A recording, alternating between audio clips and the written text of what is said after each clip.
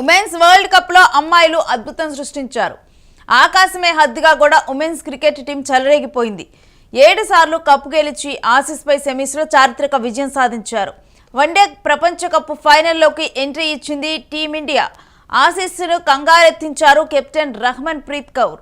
ఇక చిచ్చెర పిడుగు Jemima Rodrigues వీరోచిత century చేశారు.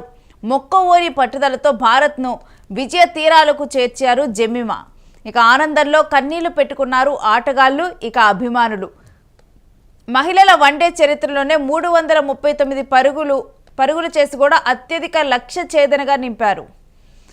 ఇక భారత్ ఇటు ఫైనల్కి వెళ్ళిపోయింది సౌత్ ఆఫ్రికాతో కూడా. ఇక భారత్ అమ్మాయిలు తలపడనున్నారు.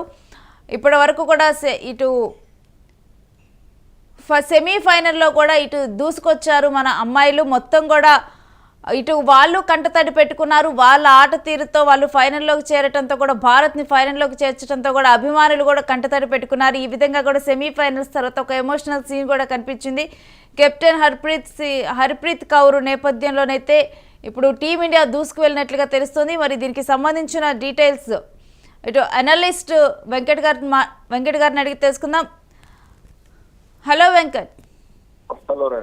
ఇక టీమిండియా ఫైనల్ కి చేరింది. అమ్మాయిలు సెమీఫైనల్లో దుమ్ము దులిపేసినట్లు తెలుస్తుంది. ఏంటి మీ అనాలిసిస్ దీని మీద? ఖచ్చితంగా అంచనాలకు మించి రాణించారని చెప్పాలి. ఒకనొక దశలో ఆస్ట్రేలియా లాంటి బలమైన జట్టు మీద ఓడిపోయిన పరిస్థితి ఉంది. విశాఖలో మ్యాచ్ జరిగినప్పుడు ఆస్ట్రేలియా మీద ఓడిపోయింది.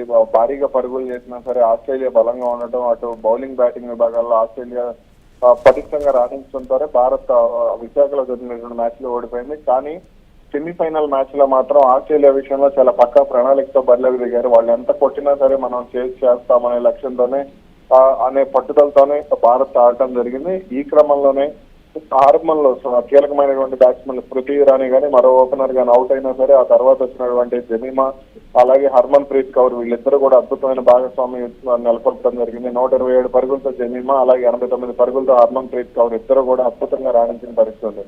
గతంలో మిథాలీ రాజ్ టాప్ ఆర్డర్ లో ఎలా భారత జట్టుకు బలంగా ఉండేదో అలాగే ఇప్పుడు జెమీమా రైట్ హ్యాండ్ బ్యాట్స్మెన్ గా అదే స్థాయిలో రాణించడం జరుగుతుంది. ఇది ఖచ్చితంగా అటు ఆస్ట్రేలియా పర్యటనలో ఇబ్బంది పడిన వన్డే సిరీస్ కోల్పోయిన ఒక బాధలో ఉన్న భారత క్రికెట్ అభిమానులకు ఇది ఖచ్చితంగా మంచి పరిణామంగానే చెప్పుకోవాలి. ఇక ఫైనల్ మ్యాచ్ లో ఎలా ఆడనున్నారు ఏంటనేది మనకి ఎల్లుండి తేలిపోనుంది. ఇక ఫైనల్ మ్యాచ్ మీద ఎలాంటి అంచనాలు నెలకొనున్నాయి వెంకట్? ఫైనల్ మ్యాచ్ మీద అయితే నా ఫేవరెట్ భారత్ అనే చెప్తాను. ఎందుకు అని అంటే ఓపెనింగ్ బ్యాట్స్మెన్లు ఎవరైతే ఉన్నారో ప్రతికా రావల్ కానీ స్మృతి మందన కానీ వీళ్ళిద్దరూ చాలా అద్భుతంగా రాణించిన పరిస్థితి. ప్రతికా రావల్ వీళ్ళిద్దరూ ఇప్పటికే వరల్డ్ కప్ లో సెంచరీలు చేశారు.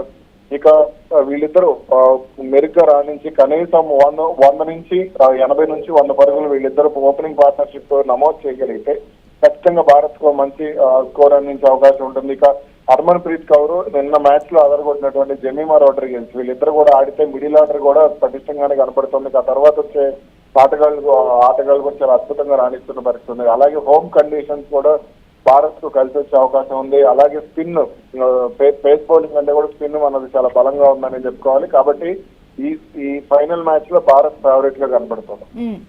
అంటే ఇప్పుడు ప్లస్లు మైనస్లు చూస్తే మన టీంకి అదేవిధంగా సౌత్ ఆఫ్రికా టీంకి ఉన్నటువంటి ప్లస్ మైనస్లు ఏంటి? Hello yes Venkat. Hello yes వినపడుతుంది.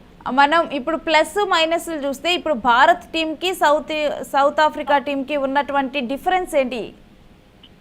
ఖచ్చితంగా ఇక సౌత్ ఆఫ్రికాకు ఫస్ట్ టైం ఫైనల్లోకి వెళ్ళింది మా మహిళల ప్రపంచ కప్ లో. కాబట్టి వాళ్ళ మీద కాస్త ఒత్తిడి ఉంది. అయితే వాళ్ళందరూ కూడా బ్యాటింగ్ ఫాస్ట్ బౌలింగ్ విభాగంలో వాళ్ళు బలంగా ఉన్నా సరే కాస్త అంటే హోమ్ కండిషన్స్ ఇక్కడ భారత్ అనుకూలంగా ఉండనున్న నేపథ్యంలో సౌత్ ఆఫ్రికా కాస్త ఒత్తిడిలోనే ఉండవచ్చు. దానికి తోడు సెమీఫైనల్లో ఆస్ట్రేలియా లాంటి బలమైన జట్టును ఓడించి అంత 341 పరుగులు అంటే 339 పరుగులు టార్గెట్ అయితే మరో 2 పరుగులు ఎక్స్ట్రానే చేసి భారత్ గెలవడం జరిగింది. ఆఖరిలో 4 కొట్టాయి.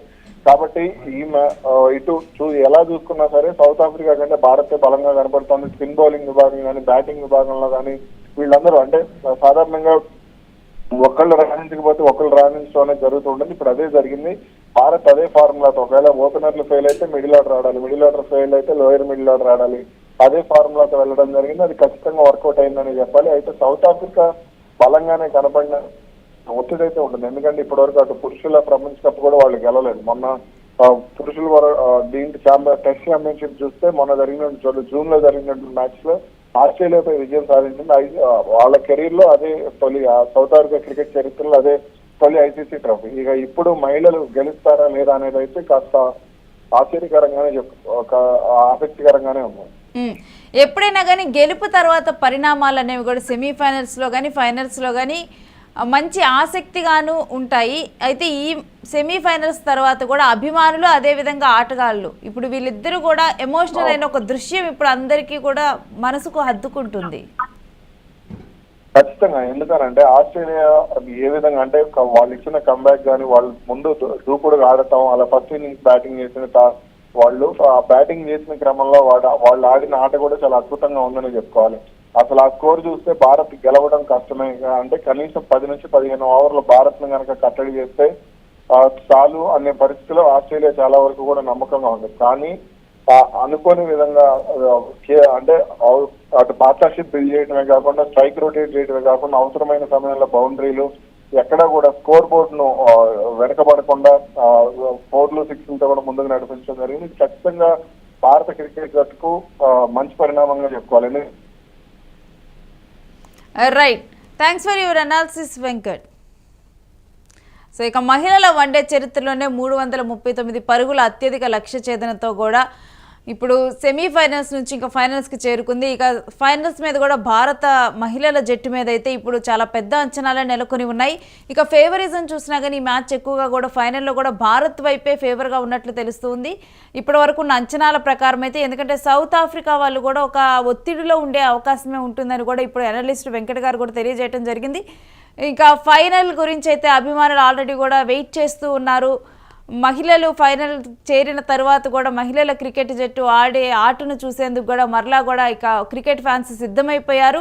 ఆల్రెడీ కూడా సెమీఫైనల్స్ మ్యాచ్ తర్వాత కూడా ఒక ఎమోషనల్ సీన్ అనేది కూడా మన ప్లేయర్స్ మధ్యలోనూ మరియు అభిమానులు కూడా కంటతడి పెట్టుకున్నారు.